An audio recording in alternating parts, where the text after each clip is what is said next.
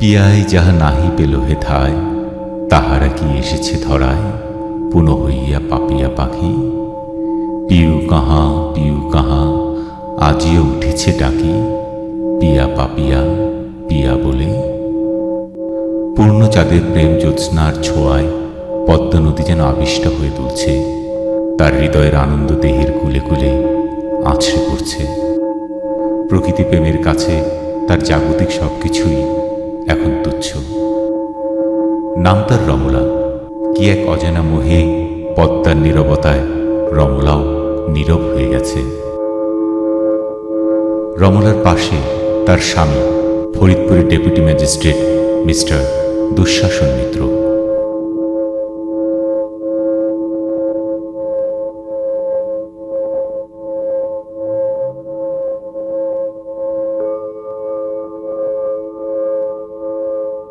ওগো, ওই চাঁদটা দেখেছো? হ্যাঁ, চাঁদ বাল্যকাল থেকে তো দেখে আসছি। ওই চাঁদ যেন কৃষ্ণ, আর এই পদ্মা তার রাধা। দেখো দেখো, চাঁদের আলোতে রাধার নীল শাড়ির আলোর ঝলকানি দেখো।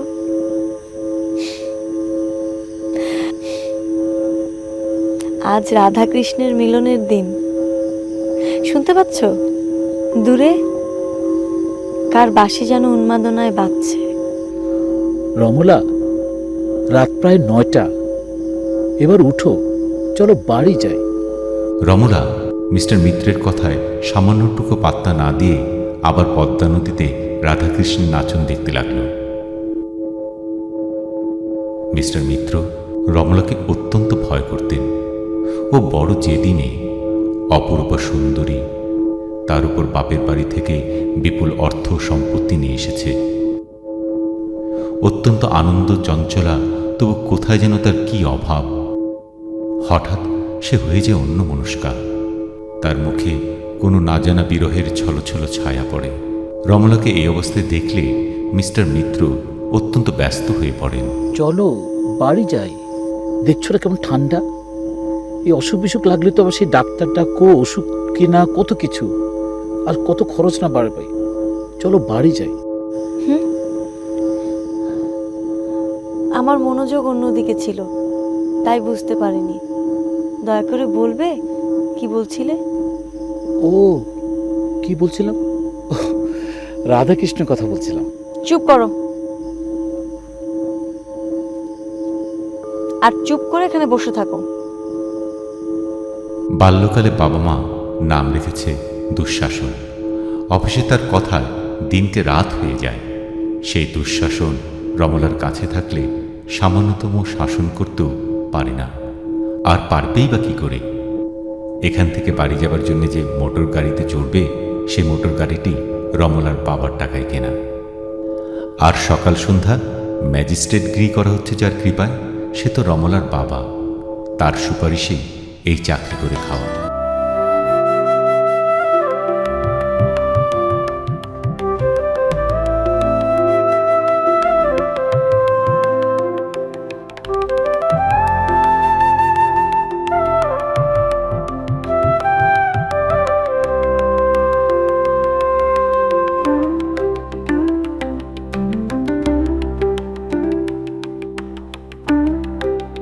রমলার বাবা কৃষ্ণ ভক্ত, বাড়িতে রোজ কীর্তন হতো।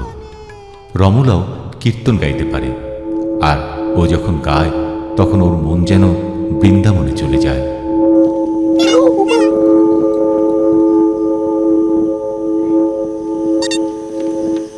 সাবধানে সাবধানে। রমলা, দেখেছো কি সুন্দর পাখি? প্রত্যেকটা ডানা ভাঙা। দেখি দেখি।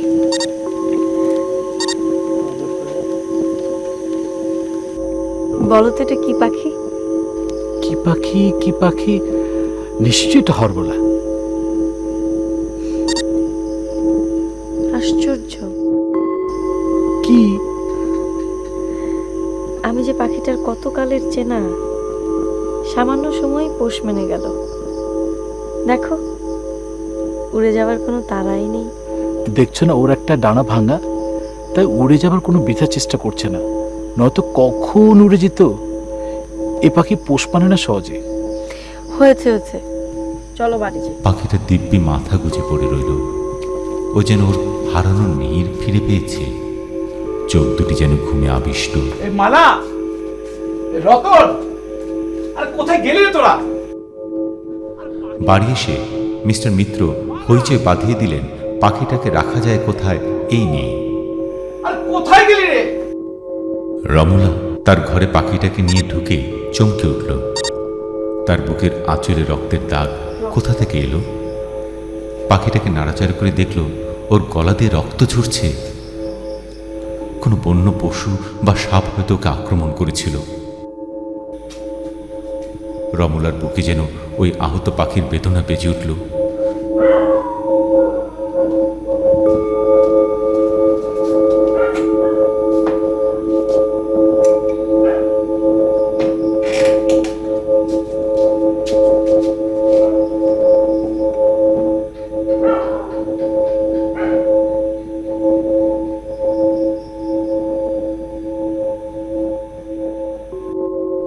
সে তাড়াতাড়ি হলুদ আয়োডিন চুন লাগিয়ে পাখিটাকে বুকে জড়িয়ে কাঁদতে লাগলো। ও যদি আর না বাঁচে?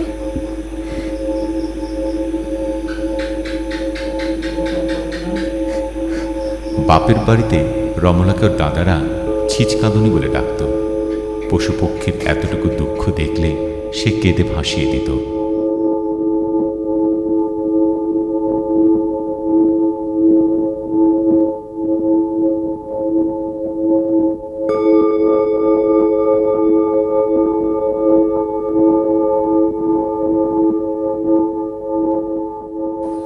দেখেছিস মালা, পাখিটাকে দেখে মনে হচ্ছে যেন সে কত কালের পোষা।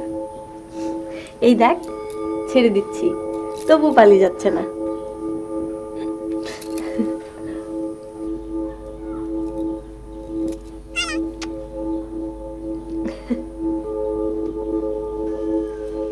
রমলা, খাঁচা নিয়ে এসেছি, দেখেছো খাঁচাটা কি সুন্দর।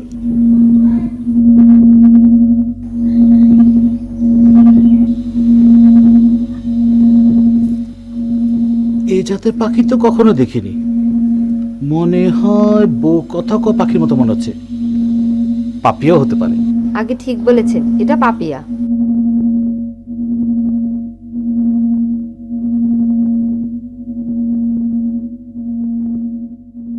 আহত পাখিটা খাঁচার ভেতরে গিয়ে পিউ কাহা স্বরে কাঁদতে থাকে। রমলার 4-5 বছর বিয়ে হয়েছে, সন্তানাদি হয়নি। তার বিশেষ শখ আছে বলে মনে হয় না। সবাই বলে ও যেন কেমন এক ধরনের মেয়ে, বন্ধু বান্ধবও বিশেষ কেউ নেই। অন্য সব অফিসারদের স্ত্রীরা আলাপ করতে আসলে ওই ভদ্রতার সৌজন্যেই আলাপই শেষ হয়, বন্ধু তার হয় না। যাই বলো, এতে অবশ্য সাহেব মনে মনে খুশিই হয়। আলাপ জমলে যদি খরচার পরিমাণ বাড়ে। ঠিকই বলেছ, পিঁপড়ে নিংড়ে গুড় বের করাই তো তার স্বভাব। ঠিকই বলেছ। মাসখানেক পরে দেখা গেল পাপিয়া খাঁচায় থাকতে চায় না, কেবলই পাখা ঝাপটে বাইরে বেরিয়ে আসতে চায়। মোলার প্রথম প্রথম ভয় হতো, ও যদি উড়ে যায়।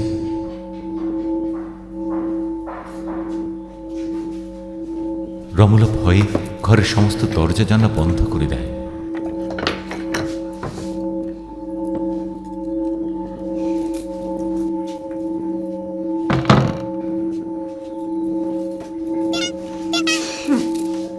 এত করে ডাকিস কেন আমায়?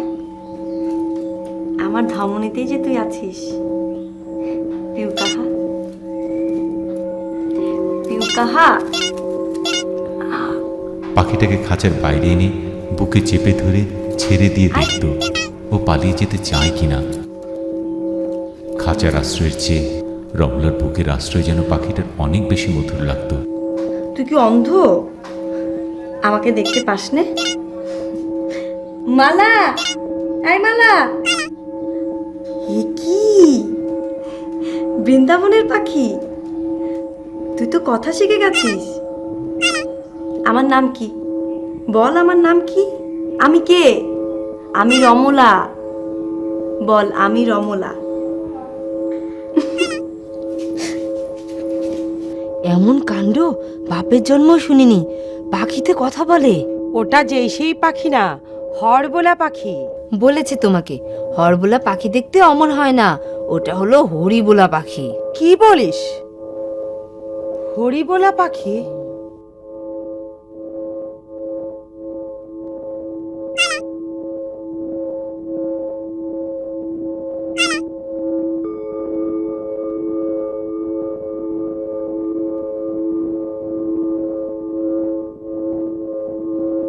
রমলা ধীরে ধীরে পাখিটার পরিবর্তন লক্ষ্য করে।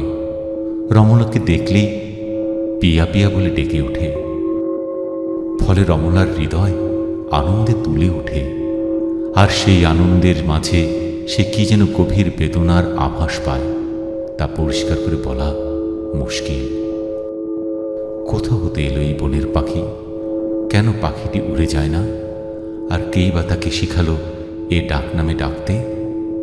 ও কি বৃন্দাবনের দুধ, নাকি কৃষ্ণের বেনুকা? পাখিকে বুকে জড়িয়ে রমলা কাঁদতে থাকে।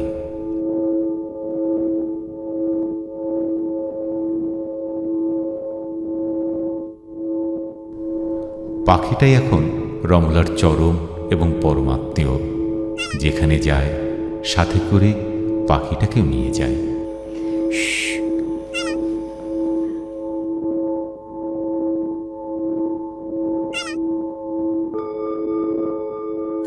প্রথম প্রথম মিস্টার মিত্র পাখিটাকে অত্যন্ত ভালোবাসতেন।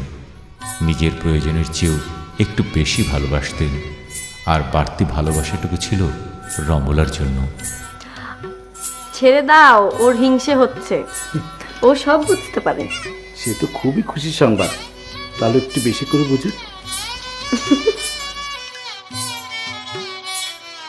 মিস্টার মিত্র রমলার কাছে গেলেই পাখিটা ডেকে উঠত, চোখ গেল, চোখ গেল। চোখ গেল, চোখ গেল, কেন ডাকিস রে? চোখ গেল পাখি রে, চোখ গেল পাখি। চোখ গেল, চোখ গেল, কেন ডাকিস রে? চোখ গেল পাখি রে, চোখ গেল পাখি। তোর চোখে কাহারো চোখ পড়েছে নাকি রে? চোখ গেল পাখি রে, চোখ গেল পাখি।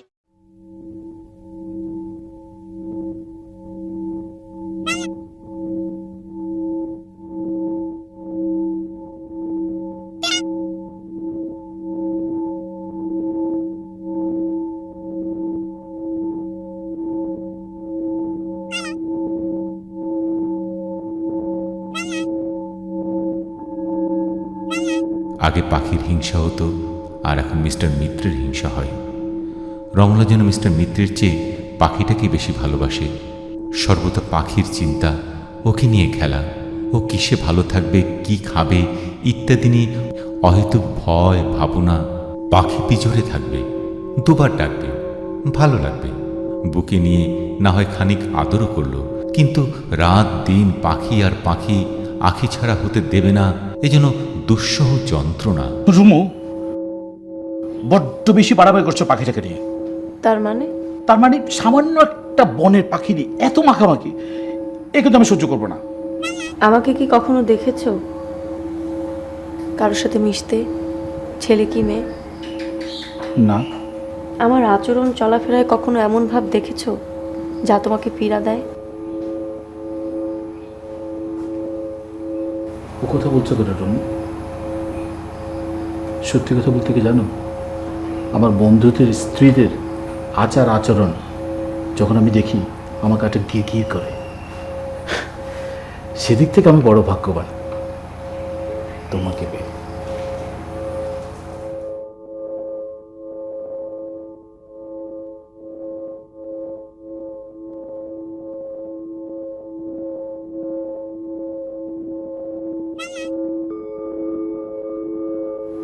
এই যে পাখিটাকে দেখছো, ও যে পাখি নয় গো, বৃন্দাবনের দূত, শ্যামের বেনুকা। ওকে বুকে ধরে আমি শ্রীকৃষ্ণের স্পর্শ অনুভব করতে পারি। ওকে যদি তুমি হিংসে করো, তাহলে আমি ভাববো তুমি অসুর। তোমার সাথে কোনো সম্পর্কই আমার থাকবে না। জানি তোমার বাবার অনেক টাকা, আমার এই সম্পত্তি, এই চাকরি সবকিছু তার দেওয়া। অনায়াসে তুমি আমাকে ছেড়ে চলে যেতে পারো, আমাকে ছেড়ে তুমি একটা বিয়েও করতে পারো না। তুমি একটা অসুন্দর কুৎসিত চামার। তোমাকে দেখলে বা তোমার কথা শুনলে আমার পরম সুন্দরকে আমি ভুলে যাই। এই সুন্দর পৃথিবী তখন আমার কাছে বিস্বাদ মনে হয়। তুমি এক্ষুনি আমার সামনে থেকে চলে যাও, যাও বলছি।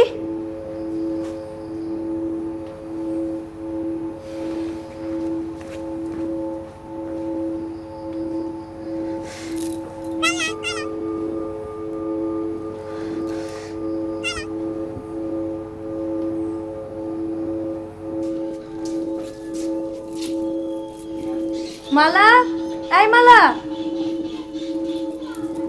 আগে চল আমার সাথে, দত্ত জ্যাঠামশাইয়ের বাসা যাব।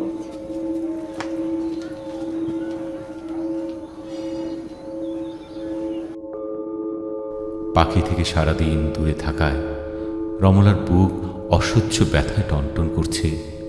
কখন দেখবে সে পাখিটাকে, কখন পাখিটা তাকে পিয়া পিয়া বলে ডাকবে।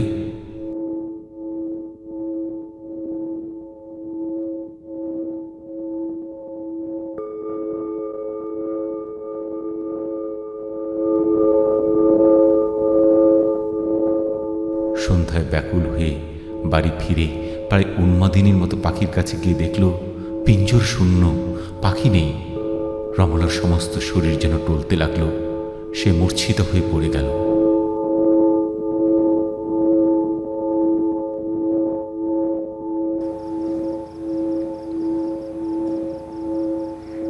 পাপিয়া, বহুক্ষণ পরে মূর্ছা ভঙ্গ হলে সে চাকরদের ডেকে বলল, আমার পাপিয়া কোথায়?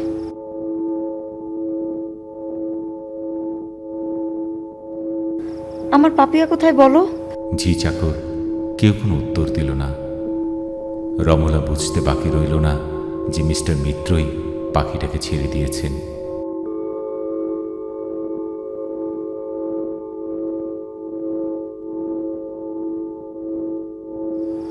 তোমরা যাও।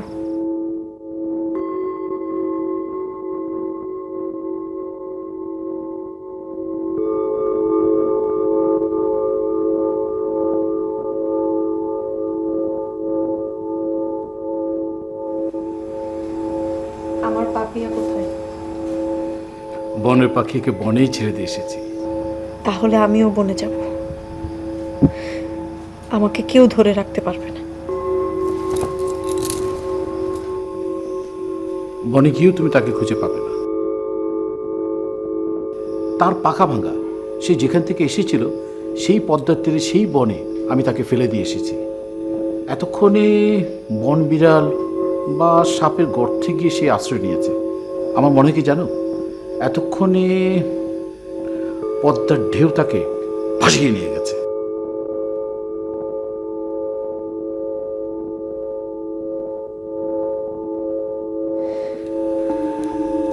তুমি তাকে আহত করতে পারো,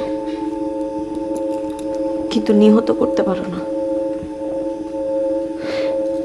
সে যে বৃন্দাবনের পাখি। তুমি হয়তো আমার স্বামী, পতি, কিন্তু পাখি যার দূত হয়ে এসেছিল সে আমার পরম স্বামী, পরম পতি। জনম জনমে আমি তার দাসী, তার প্রিয়া। তুমি হয়তো জানো, যতদিন তুমি আমার স্বামী ছিলে তোমার প্রতি আমি কোনো কর্তব্য অবহেলা করিনি। আমার সমস্ত দেহ মন প্রাণ দিয়ে আমি তোমার সেবা করেছি, ঐশ্বর্য দিয়েছি।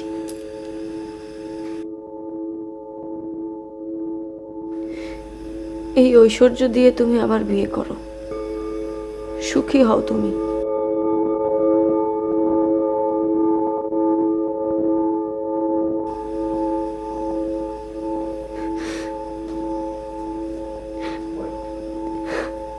জানি না কোন অভিশাপে এই অসুরের পত্নী হয়ে এসেছিল।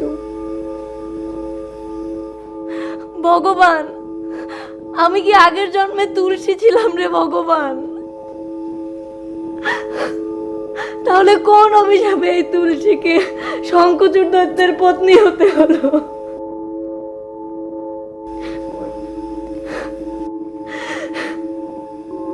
সেই একই অভিশাপ আমাকে কেন দিলে রে ভগবান?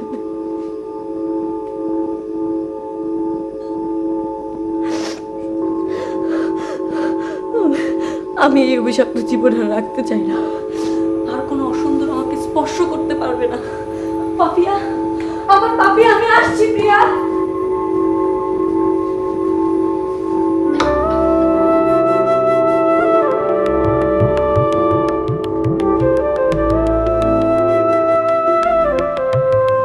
তখন রাত্রি দ্বীপ প্রহর, ঊর্ধ্ব গগনে শুল্কা একাদশীর চাঁদ, তার সামনে জ্যোৎস্নায় যেন বিরোহিণী শ্রীরাধার দিব্যস্ত্র ঝরে পড়ছে। জনহীন পথ, নদীর পাশে বন, সেই বনে উন্মাদিনী রমলা শতবার আছাড় খায়। কাটা লতায় তার নীলাম্বরী হয়ে যায় ছিন্ন ভিন্ন, অঙ্গ হয়ে যায় ক্ষত বিক্ষত। তবু সে ভাবে, পাপিয়া, আমার বৃন্দাবনের পাপিয়া, ফিরে আয়, ফিরে আয়।